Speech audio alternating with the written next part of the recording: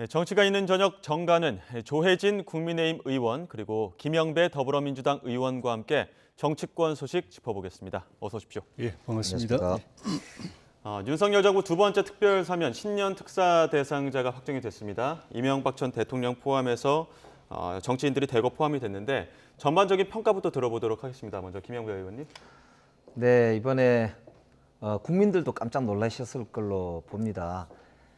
MB 대통령이 15년이나 남았는데 그리고 82억 원이나 추징금도 내지 않았는데 벌금을 사면 복권을 했고요. 윤석열 대통령이 그리고 한동훈 법무부 장관이 수사하고 기소했던 그런 우병우, 김기춘 그리고 국정원장들 뭐 이런 다 들어보면 정말로 적폐라고 그 당시에 공적이라고 그래서 윤석열 대통령이 인기를 얻게 됐던 이유가 되는 그런 분들을 다 이번에 사면하고 복권을 했습니다. 예. 이거야말로 정말 적폐의 부활이 아니냐. 이제 윤석열 대통령과 한동훈 법무부 장관이 사실상 자신이 수사한 적폐를 스스로 풀어줬기 때문에 스스로가 적폐와 함께 간다. 이걸 증명한 거 아니냐. 그렇게밖에 볼 수 없다는 말씀 드리고요. 최소한의 형평도 안 맞추고 이렇게 대놓고 자기 세력, 자신의 어떤 지지 기반이 약하니까 자기 세력을 좀 확장하려고 하는 그런 의도로밖에 안 보이는 사면권의 남용이다. 이렇게밖에 볼 수 없습니다. 예. 말씀하셨던 부분 하나하나 앞으로 뜯어봐서 또 두 분께 질문 드려보도록 하고요. 조혜진 의원께서는 전반적인 평가 어떻게 하십니까? 국민 통합이나 또 여야 정치 협치 예. 그런 데 대한 대통령의 사면권자인 대통령의 고민, 기대 이런 것이 담겨 있었던 것 같습니다. 여야의 주요 정치인들을 사면을 한 것이나 예. 또 지난 정부 때 문재인 청와대에서 사면을 고민을 했다가 하지 못했고 예. 또 그 당시 민주당 이낙연 대표가 공개적으로 사면 필요성을 주장했다가 되지 못했던 그 이명박 전 대통령 사면. 그 당시에도 이제 두 분 박근혜 전 대통령, 이명박 전 대통령 사면을 다 고민도 하고 또 이낙연 당대표도 주장도 있고 했지만 결과적으로 박근혜 전 대통령만 사면하고 예. 훨씬 더 고령이고 건강도 안 좋았던 이명박 전 대통령은 결자 해지를 못하고 그냥 정부가 물러나게 됐는데 그것을 뒤늦게라도 윤석열 정부가 사면을 하게 되어서 저는 다행이라고 생각이 듭니다. 예. 김영배 의원님 앞서 말씀하셨지만 지금 이명박 전 대통령에 대한 사면 놓고 공방이 거센데 예. 남은 연기가 꽤 되고 또 벌금 면제라는 부분까지 있다 보니까 이 부분에 대해서 지금 야당의 공세가 있는 것 같습니다. 어떤 의견이십니까? 형기 부분은 지난 그 문재인 정부 때 그걸 사면을 고민할 때도 예. 박근혜 전 대통령도 이명박 전 대통령도 형기가 많이 남아 있었죠. 예. 박근혜 전 대통령은 그 사이에 먼저 또 사면이 됐기 때문에 오히려 오늘까지 사면이 못 됐던 이명박 대통령은 형을 더 살게 됐고 예.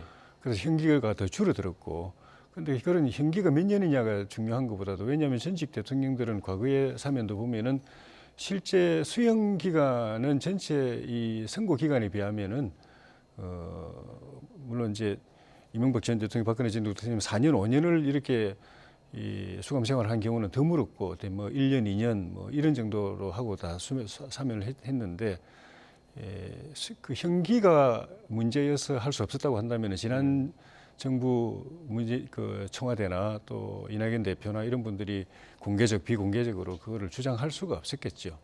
그리고 그 벌금 예. 남은 남은 부분도 벌금이 그 당시에 이명박 전 대통령 경우에는 130억이고 추징금이 57억 8천만 원인가 해서 아마 다 합하면은 1,170 예, 180억 정도 되는 거예요. 예, 178억인가 이래 됐는데 그거를 그 본인이 평생 마련한 그 유일한 자산이라고 할 수 있는 이제 자택을 강제 경매를 해가지고 110억 가까이를 이제 그 납입을 했죠. 예. 강제 납입을 하고 이제 남은 보전금 있는 저기 이제 벌금 있는데 그거는 어떻게 저기 만약에 사면이 안 된다고 하더라도 예. 그걸 이 납입할 자산은 지금 없는 상태죠. 만약 그걸 흔히 말하는 환형 처분을 해가지고 예. 못 내는 만큼 형을 더 살아라고 그러면은 정말 뭐 이거는 감옥에서 그냥 평생 살다가 나와야 되는 그런 상황이고 예. 그런 측면도 그렇지만 법 자체가 사면이 되면은 나머지 벌금도 그 면제되게 돼 있기 때문에 그걸 예. 왈가왈부할 일은 아니라고 생각이 듭니다. 김영배 의원님 지금 이 의견에 대해서는 어떤 반론 입장이십니까? 저는 한동훈 장관과 윤석열 대통령이 이제 더 이상 법치주의를 논할 자격이 없다고 생각합니다. 적어도 예. 법의 엄정함을 통해서 공정과 정의를 주장하시던 분이고 전 정부, 문재인 정부가 공정하지 않다고 그렇게 주장하시던 윤 대통령께서 이렇게 아무런 기준도 없고 고무줄 기준을 가지고 자기 편만 다 봐주는, 그리고 자기가 기소하고 수사한 거를 싹 저렇게 무죄로 만들어주는, 정말 놀라운 저는 이 마이다스의 손 같은 느낌이 들었는데요. 특히 MB가 82억을 안 낸 거는 한명숙 총리가 7억 원 추징금을 안 냈다고 해서 지금 복권을 안 해줬거든요, 이번에도. 예.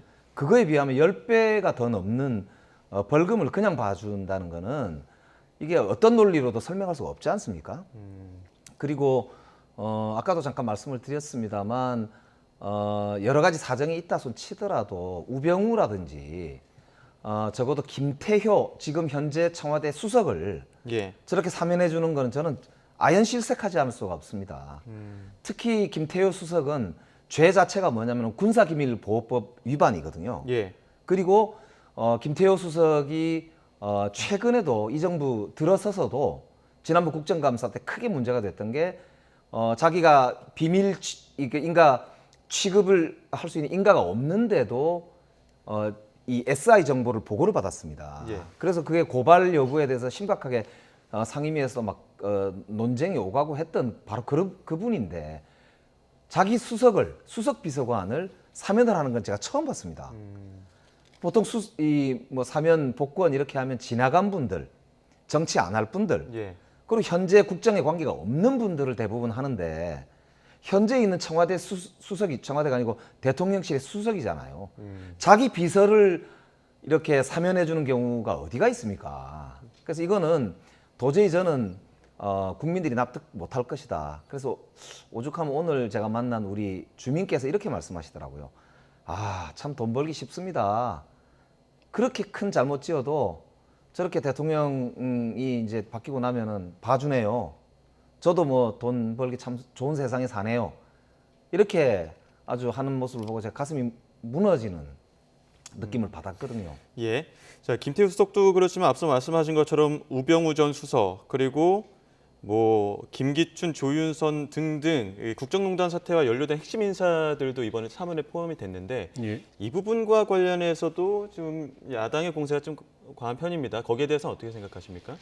그 민주당도 한 분 한 분이 대부분 다 그 범죄 그 혐의는 부패 혐의들입니다. 예. 그러니까 그렇게 따지자면은 국민들이 정서적으로 느끼는 그런 그 거부감은 오히려 굳이 따지면은 그 야당 민주당 출신 이번에 그 사면된 분들이 어떻게 보면 그 죄질 그런 걸 따지자면은 더 국민들에게 좀 부끄러운 그런 이제 범죄 행위들이었는데 예. 국정농단이라고 하는 거는 아까 우리 한동훈 법무장관이 그 사면 복권 발표하면서 잘못된 관행으로 인해서 불법 행위를 저질러서 단죄를 받은 사람들 이렇게 표현을 했더라고요.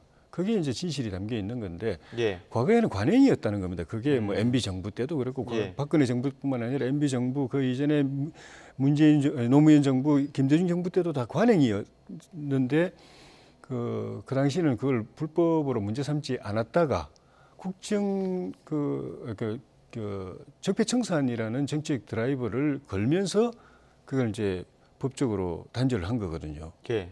그러니까 그 표현 속에는 그렇다고 해서 과거의 관행을 갖다가 노무현 정부, 김대중 정부 때까지 거슬러 올라가가지고 어차피 관행은 똑같은 기관에서 똑같은 일을 저지른 거기 때문에 거기까지 다 이렇게 사건 파헤쳐가지고 수사하고 단죄했냐면 안 했잖아요. 딱 거기서 끊어버렸잖아요. 보수 정권 때까지만.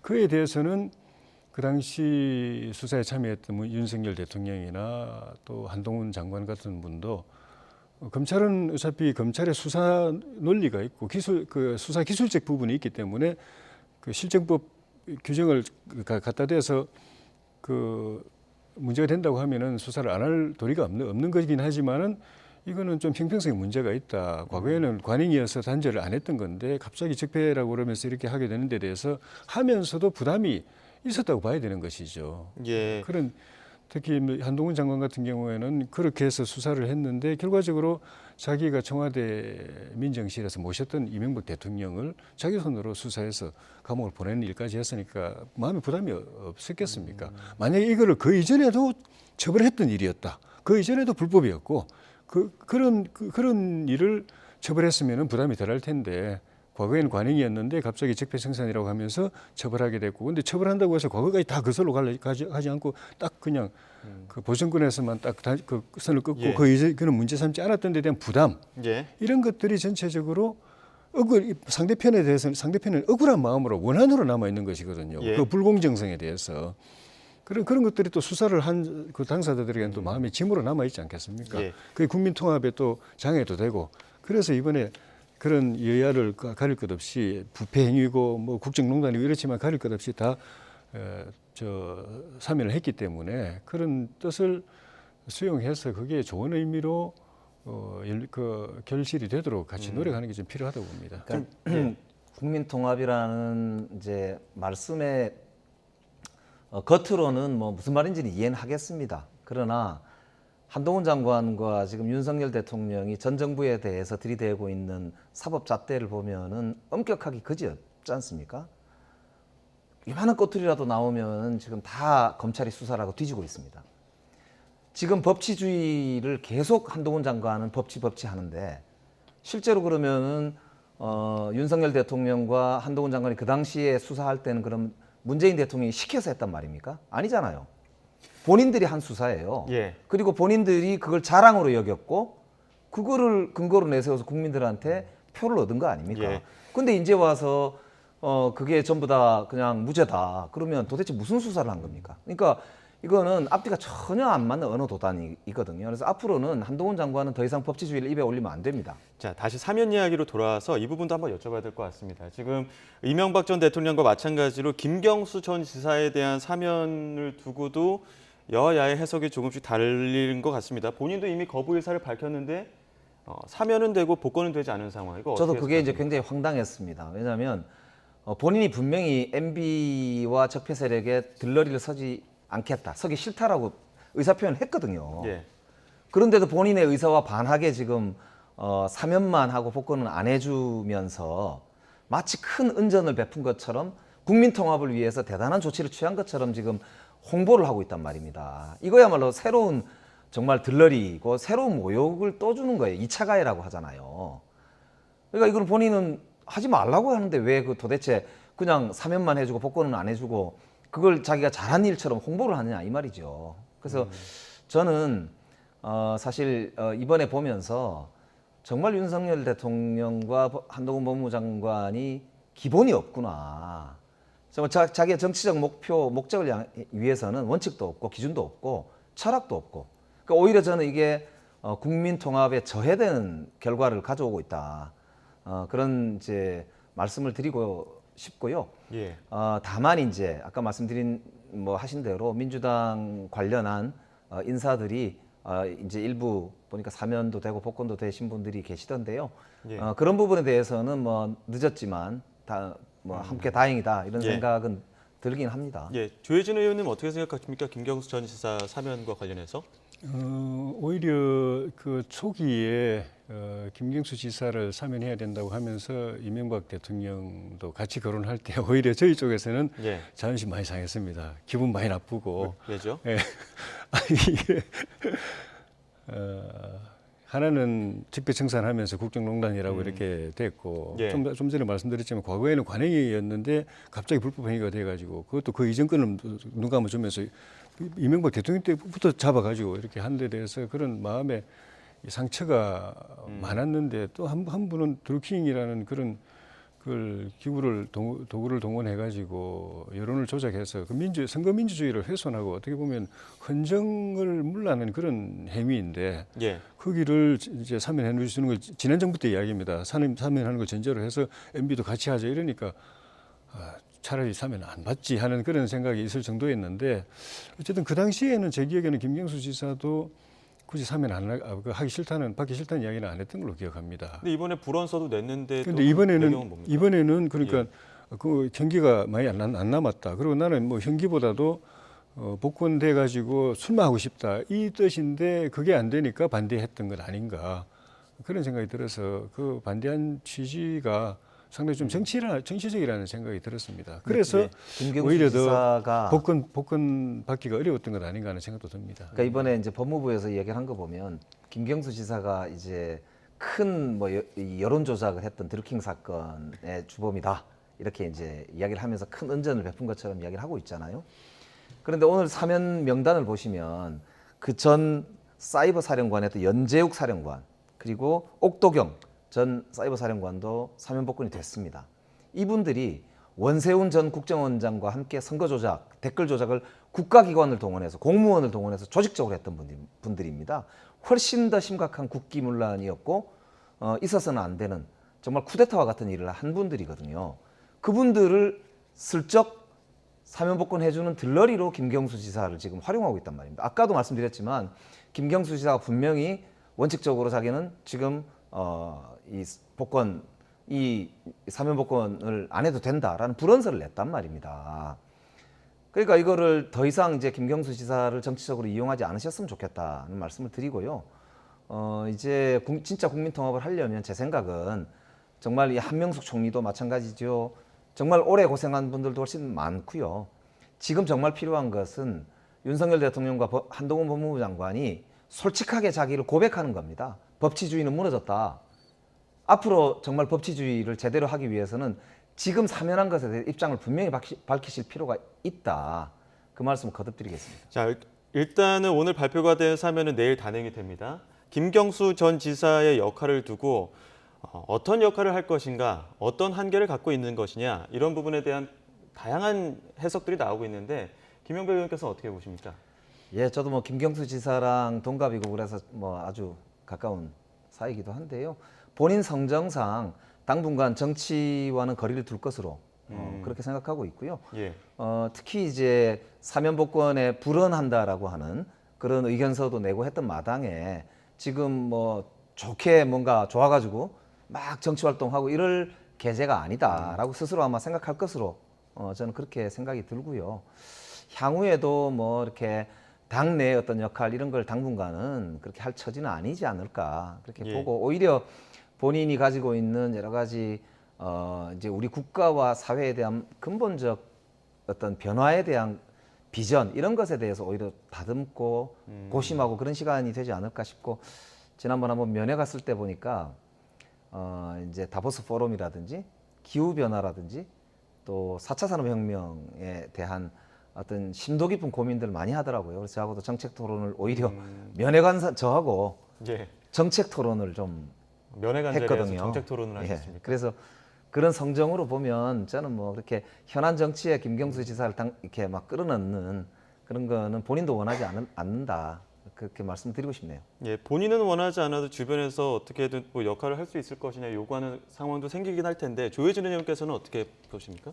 그게 본인의 한편도 부담이면서 짐이면서 한편으로는 본인의 또 미래와 연결되어 있는 부분이죠. 예. 노무현 대통령이 돌아가시고 난 뒤에 또 그 이전에 또 친노 세력이 스스로 패족을 자처하면서 문을 잠궜을 때 그 뒤에 이제 이 친노 정치 세력을 대표해서 구심점 역할을 다시 뭉쳐낼 이 존재로 본인이 전혀 정치할 생각도 없고 또 안 하겠다고 하는 문재인 대통령을 끌어내서 결국 구심점으로서 발화점을 친노가 불붙는 발화점을 만들어낸 것처럼 지금도 민주당 내부 상황이 이재명 대표의 정치적 이제 장래가 이제 좀 불투명해졌고 그 사법 리스크가 현실화됐을 때 그렇다고 경쟁했던 이낙연 전 대표나 정세균 전 또 총리나 이런 분들이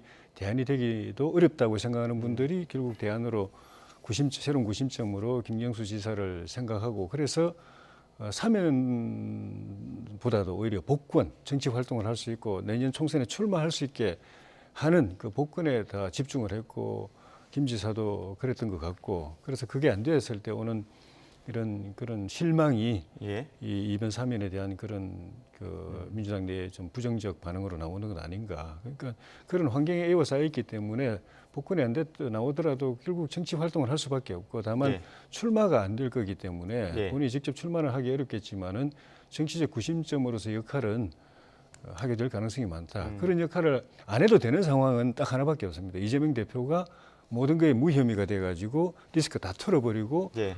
민주당 또 범야권의 구심점으로서 자리를 확실하게 잡는 경우만 김경수 지사의 그 대안론, 대체론이 사그라들지. 그런데 지금 상황 예. 보면 그렇지 않기 때문에 김 지사에게 정치적 기대가 몰려올 가능성이 높다고 봐야죠. 예, 기대와 한계를 갖고 있는 김경수 전 지사의 역할론까지 두 분 입장 들어봤습니다. 지금까지 조혜진 국민의힘 의원 그리고 김영배 더불어민주당 의원과 함께 정치권 소식 짚어봤습니다. 오늘 말씀 고맙습니다. 예, 고맙습니다. 고맙습니다.